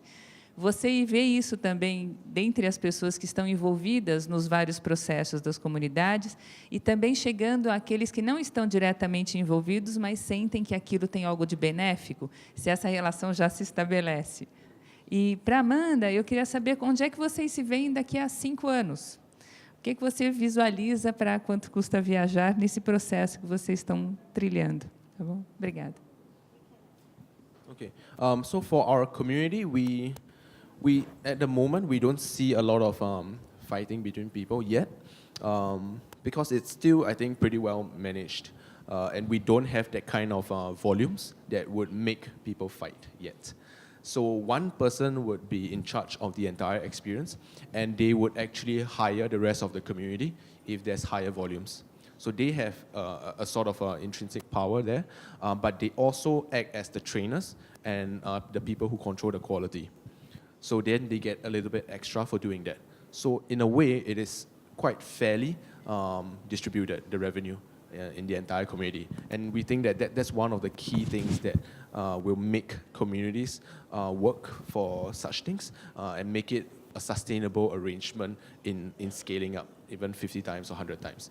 Because now, even though like one fisherman works with us, but the volume, the capacity we have is actually huge.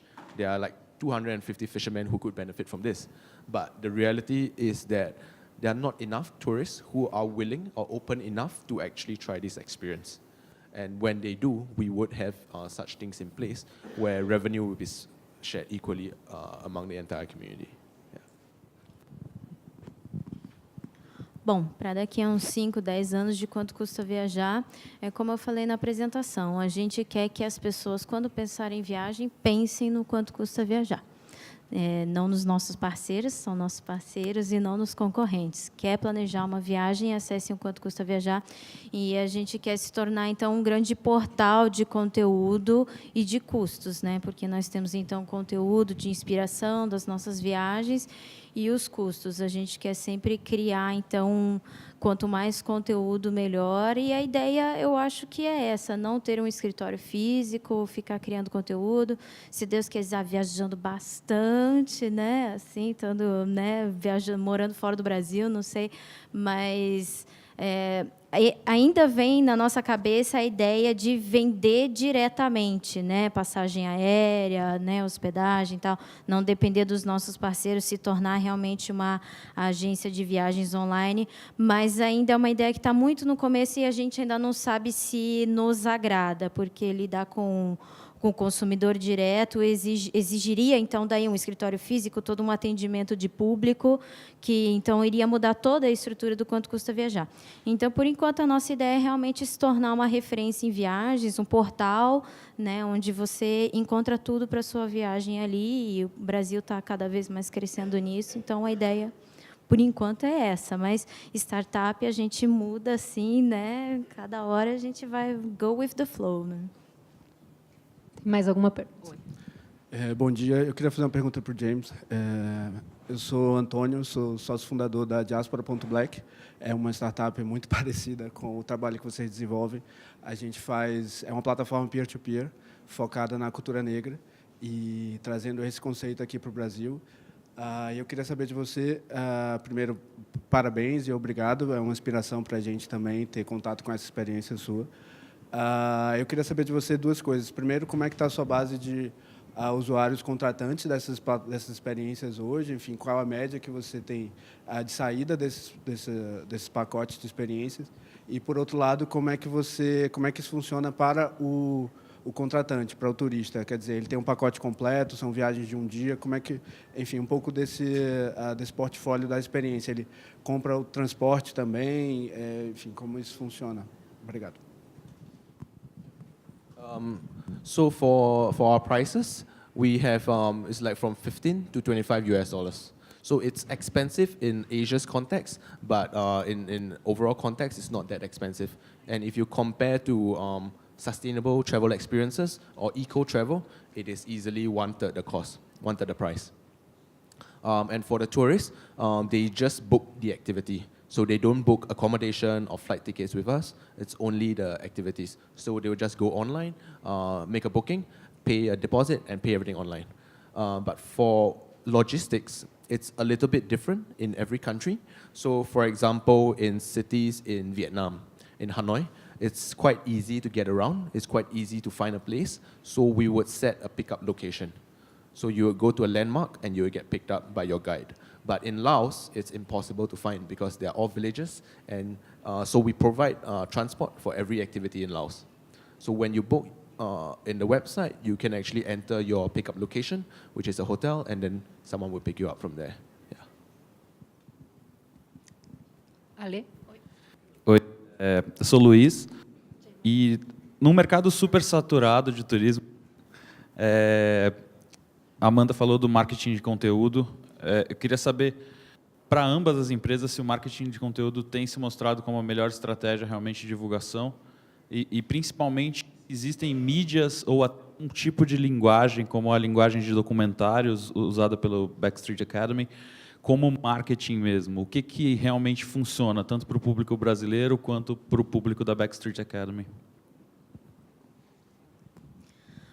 Bom, para o quanto custa viajar, eu não tenho os dados exatos exatamente agora de cabeça, mas eu acho que 70% a 80% do nosso acesso é orgânico. Então, quer dizer que o conteúdo, sim, está dando resultado, se trabalhado de uma forma bem pensadinha, conforme o SEO, que eu já comentei anteriormente.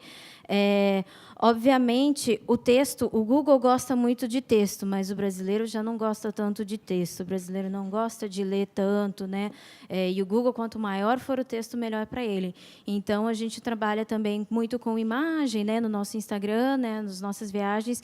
E uma mídia que a gente está vendo que está dando muito retorno é vídeo, mas não no YouTube. Nós temos um canal no YouTube, colocamos os nossos vídeos das nossas experiências, mas a gente faz vídeos curtos no Facebook de 30 a 60 segundos, assim, vídeos inspiracionais, e esses vídeos, sim, estão dando muito resultado. Nós temos um case de um vídeo, eu estava falando até ontem para o Alejandro isso, de uma cachoeira, que a gente é de Curitiba, né? Entre Curitiba e Ponta Grossa, uma cachoeira linda, maravilhosa, num cânion, que nunca ninguém tinha ouvido falar na cachoeira, e é ali 1 hora de Curitiba de carro.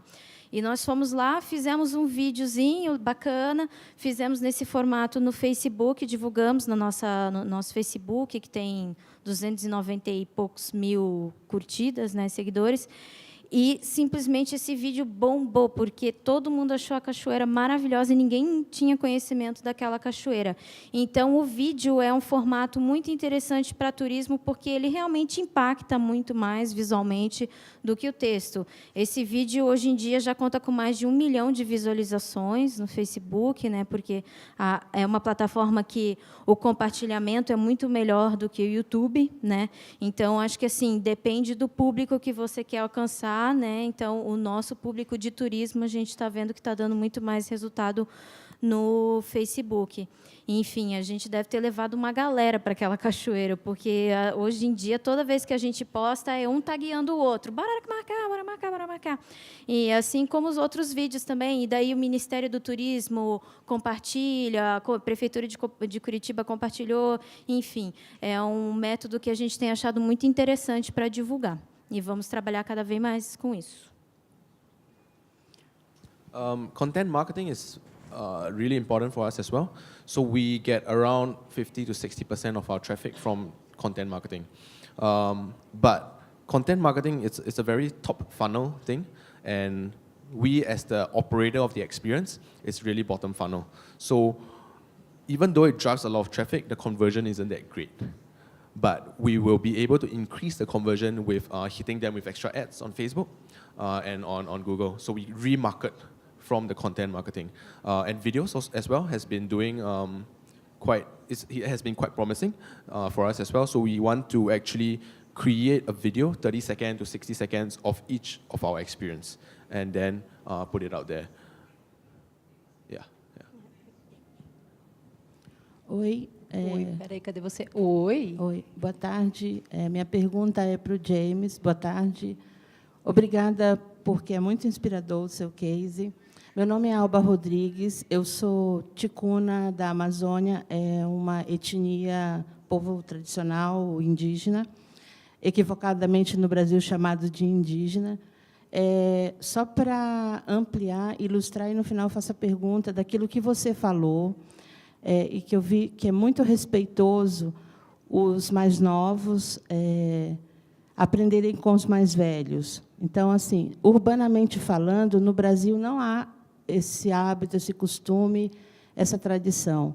Mas nos povos originais do Brasil, nas comunidades que estão esquecidas, adormecidas, isoladas e desconhecidas, principalmente pelo próprio povo brasileiro, há, sim, essa tradição, esse conhecimento transmitido oralmente. Agora, alguns indígenas que estão aprendendo a escrever, mas já há mestres e doutores nas universidades.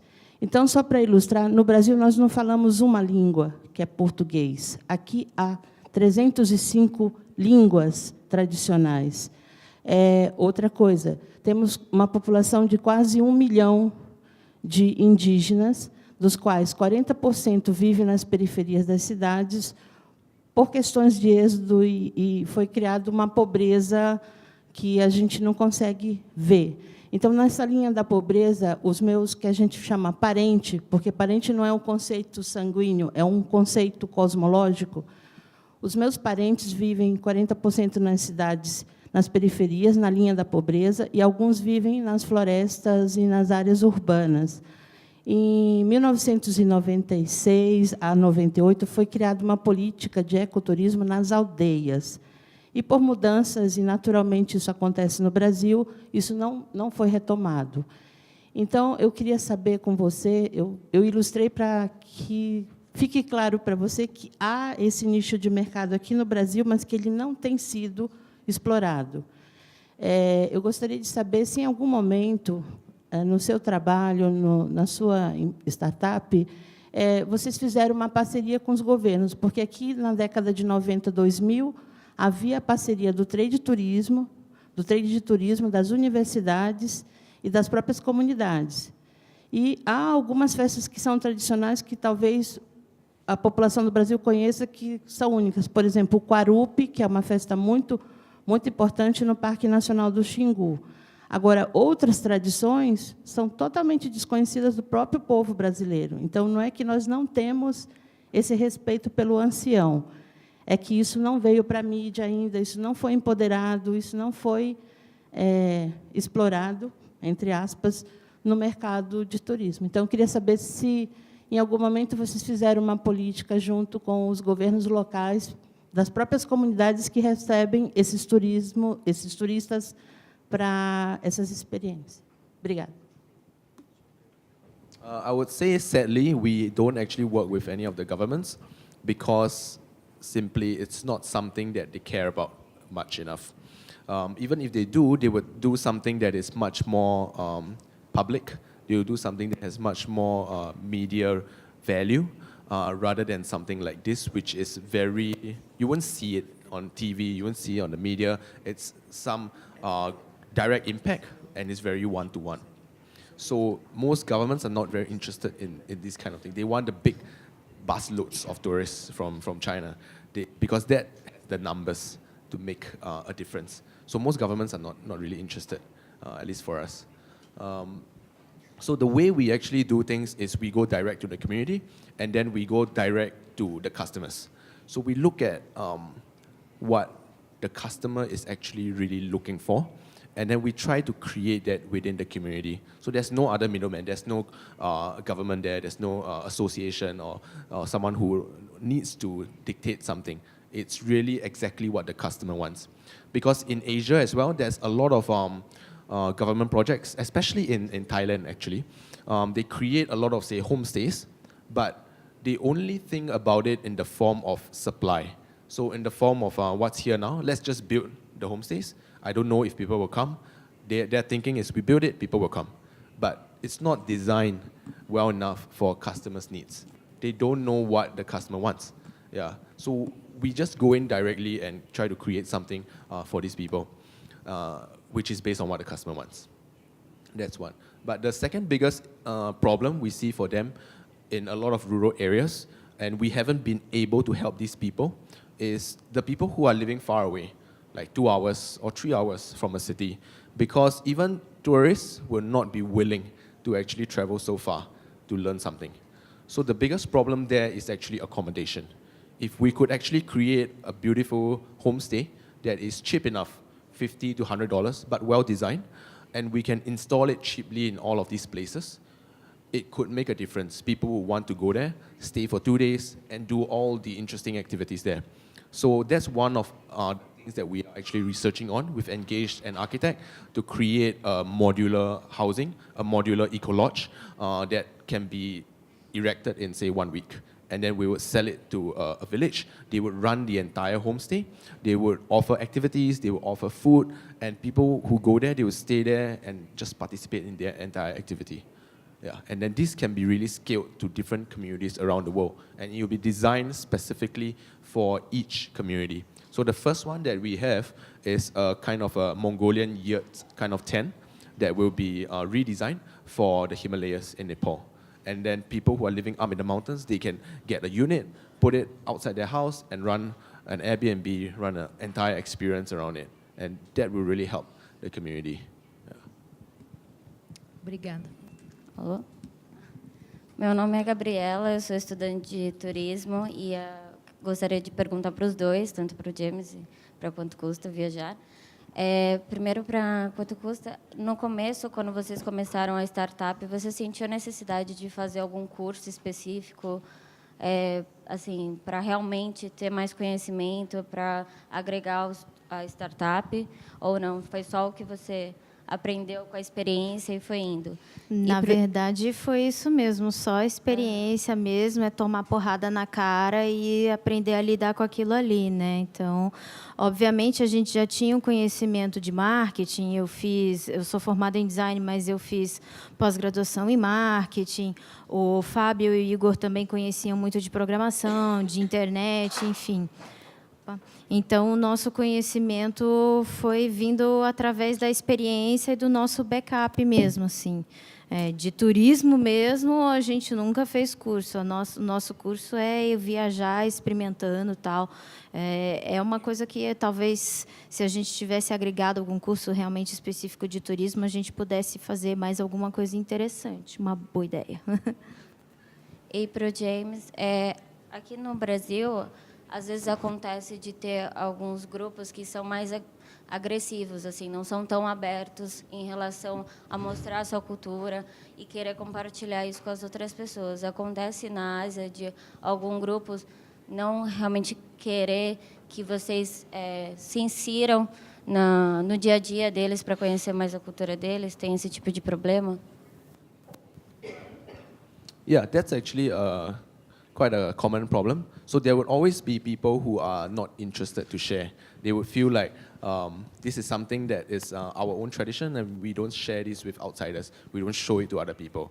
But the fact is, it is not for everything, but for a lot of things, there are a lot of people who are doing it. Like, for example, this person who does the mask, before we met him, there are 2 other people who weren't interested in sharing. They say this cannot be shared and this has to be within the community. But it's a view of an individual. And if we keep looking around, we would find people who are willing to share. And once they actually see this person doing it and doing it well, they would be interested to do it. Posso? Eu sou Alejandro do bairro. Eu gostaria fazer uma pergunta porque a gente ainda não compreende que o mercado brasileiro são 240 milhões de pessoas, ou seja, não só os brasileiros que moram no Brasil, sino também fora. É um caudal muito grande. Você que falou, recém quando estava falando da startup, acesso de dados que você tem que é muito importante quando a região, não só o Brasil, sino a América Latina, não tem acesso a dados bons, que sejam reais, que sejam verídicos, não? E você pensa, os principais exportadores, onde está saindo os principais pessoas que estão viajando, vêm da Ásia. Por que não ter, já que você tem esse conteúdo, tem esse material e tem um país grande como o Brasil, tentar de fazer uma parceria com esse tipo para tentar de trazer novos tipos de turismo, de novo, aproveitando os dados que se tem. Porque agora estamos na época da tecnologia e ter esses dados é importantíssimo. Além disso, gostaria de parabenizar os rapazes da startup disso que estão aqui, porque eles são justamente uma startup carioca, que eles foram acelerados por Expansão Hack de Facebook, como da primeira turma, parabéns. Isso é bom para que todo mundo saiba que Brasil é muito potente. Parabéns, rapazes. Por isso eu queria fazer essa pergunta. Com licença. O quanto custa viajar, na verdade, a gente depende de alguém que tem interesse nesses dados, né? Porque com nossos recursos a gente não tem como fazer muita coisa. A gente tem muita informação, mas realmente a gente não consegue administrar e fazer alguma coisa interessante com essa informação. Então, seria muito interessante se a gente pudesse crescer e, além do que explorar e divulgar essas informações para, enfim, governo, quem quiser, né? Mas por enquanto não houve nenhum interesse, né? Os nossos recursos no formato que a gente está atual, a gente não consegue realmente crescer mais que isso, porque existe umas coisas técnicas por trás disso, porque é todo um acesso, é todo um registro de dados que nós temos que demanda um servidor nos Estados Unidos, que é caro, então para crescer e tal, nós precisaríamos mesmo de algum investimento, digamos assim, mas a nossa ideia é cada vez mais trabalhar com isso e tentar internacionalizar para conseguir mais esses dados. Com eles, hoje em dia, o que a gente faz é jogar mailing, né, diretos e trabalhar esses dados com os nossos parceiros comerciais, mas seria muito interessante se a gente pudesse abrir isso para outros meios, outras plataformas, governos, em quem tiver interesse, mas estamos aí. Muito bom. Gente, a gente está muito próximo do final, né? Eu queria só complementar com algumas informações úteis para quem se inspirou e pretende fazer uma migração ou aprofundar-se na área do turismo. A coisa fundamental do turismo brasileiro é não confiem nas informações que vêm dos governos e não acreditem, especialmente na questão das comunidades originais, que qualquer política pública que envolva turismo está preocupada hoje com a preservação desta questão cultural ou, de fato, do empoderamento do que ele chamou de base da pirâmide. No Brasil, a compreensão política do turismo ela é arcaica, ela está baseada em documentos de 1950 e 1960. Ela ainda está sendo reproduzida desta forma. Tá? A gente está tendo aula em faculdade de fazer inventário de papel. A gente tem professores que usam textos de 1970 transfigurados em textos de 2000, 2010. Eu sou professora, eu fui aluna desses professores, eu sei exatamente do que eu estou falando. Para trabalhar com turismo no Brasil, não há necessidade de nenhuma formação específica hoje. Não existe nenhum curso que você vai comprar, ou pagar, ou passar no vestibular que te habilita a ter essas ideias. As ideias nascem da sua experiência e das trocas. Então, as grandes recomendações que a gente tem hoje é: saia de casa.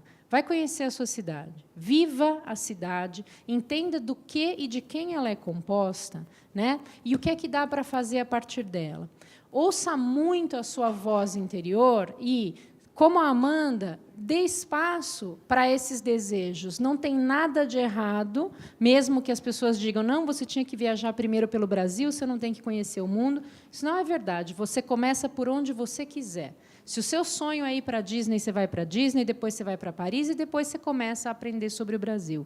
Se é o inverso, se você quer conhecer o Brasil, conheça o Brasil e depois você conhece o mundo. Escuta o seu sonho, escuta a sua vontade, escuta a sua paixão. Usando o exemplo do Jaimon, e eu acho que muitos dos mais jovens têm isso de forma mais forte, entenda o outro, desenvolva essa empatia e veja até que ponto a sua habilidade é capaz de ser transferida para outra e mudar a vida daquela pessoa. Se você mudar a vida de você já fez uma grande diferença no mundo. Se cada um de nós mudar a vida de mais a gente está fazendo grandes diferenças.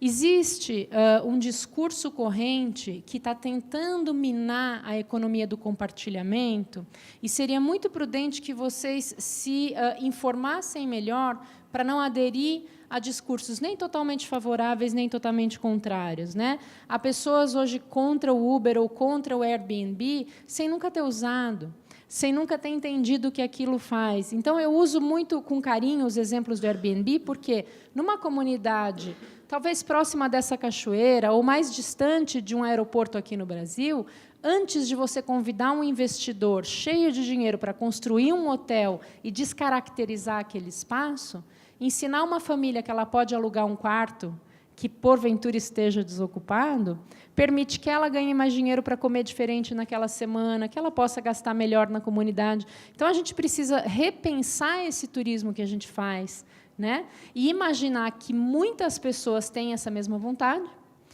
e haverá serviços, talvez traduzidos em conteúdo, que vocês vão poder prestar, né?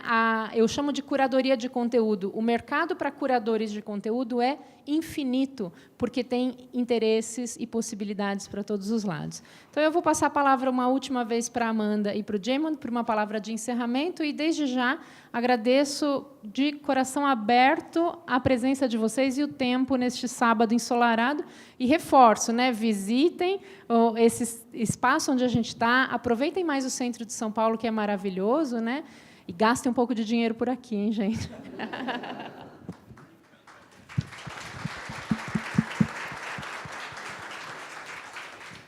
Bom, eu só queria realmente agradecer a oportunidade de poder expor um pouco da nossa experiência. Espero que tenha ajudado, inspirado. E eu estou à disposição. Eu sou super... Galera, vamos conversar. Tem pessoal de agência que é um pouco contra a gente. O pessoal acha, ai, não, vocês são site, eu não gosto de vocês, porque minha agência aqui... Eu falo, não, nós podemos ser parceiros. E, enfim, eu posso conversar sobre turismo, empreendedorismo com vocês. Eu estou super aberta. Vou ficar por aqui pelo Farol, vou comer ali um cafezinho lá em cima.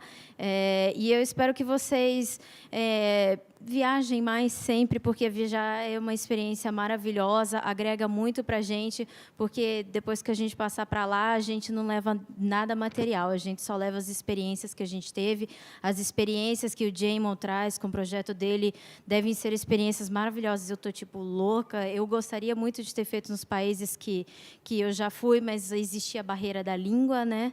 Lá ainda não tem o Backstreet Academy.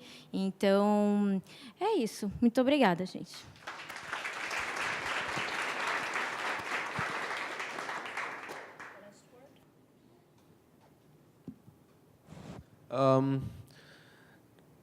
Yeah, I really believe that travel can really be a force for good in the future, but it really matters how we travel.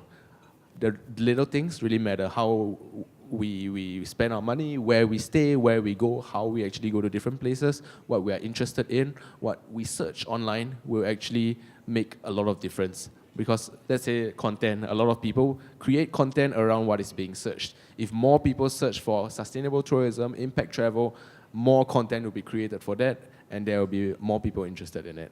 So, and this is the age where we can really make a huge difference with travel. And I hope that it will happen very soon. Thank you. Obrigada, gente. Obrigado, obrigado Amanda, Jaimon e Mariana. A gente queria deixar o convite para todos vocês dentro do que são os diálogos startupeiros. A gente vai ter o dia 26 de maio, Distritos de Inovação e Transformação Urbana. A gente convidou o chefe de inovação de Paris &Co. Eles estão fazendo um trabalho fomentando o ecossistema, pero descentralizaram toda a cidade e usando em distintos lugares segundo as vocações que tem nos bairros, porque a gente muitas vezes você tem um distrito que é X, muito alejado das realidades e as necessidades locais. Então ele vai vir para contar a experiência que eles vêm fazendo nos últimos tempos, e ele é chefe também, chefe de inovação, e vem fazendo um trabalho muito bacana. E além disso, ele vai ser um dobradinha com Francisco Saboia de Porto Digital, uma experiência acá como os aceleradores estão trabalhando. E na mediação vai estar André Gomiti da Rede Brasileira de Cidades Inteligentes Humanas. Isso é justamente, de novo, diálogos startuperos, como as acelerações se estão fazendo não só na região, sino também no mundo. Já no outro ciclo que a gente tem, que é de Meu Futuro é Agora, como a sociedade e as pessoas se estão preparando para esse futuro que é cada vez mais perto. Mas a gente está convidando a Branca Gameiro Neves, que é chefe de inovação da Câmara de Lisboa. Eles estão trabalhando, já é conhecida como a Capital Europeia de Cultura e de Empreendedorismo. Como eles transformaram em menos de 10, 15 anos, de ser a última parte da Europa para todo mundo tentando ir gerando negócios. Muitos brasileiros também estão levando seus investimentos para lá. Como eles estão trabalhando isso, e na mediação vai estar André Paliano da Virada Sustentável, porque eles também estão tentando sacar um outro olhar de Lisboa. De novo, muito obrigado pela sua presença. Isso é o 12 de maio. Todo mundo, você pode seguir todas as informações por nosso site, por o Farol, e também, tanto Cainha, como eu, Alejandro, somos curadores do espaço, somos da Garimpo de Soluções, somos curadores do espaço da Arena Criativa. Pode seguir nas redes e qualquer consulta, dúvida, a gente está com vocês para o que precisar. Boa tarde. Obrigado.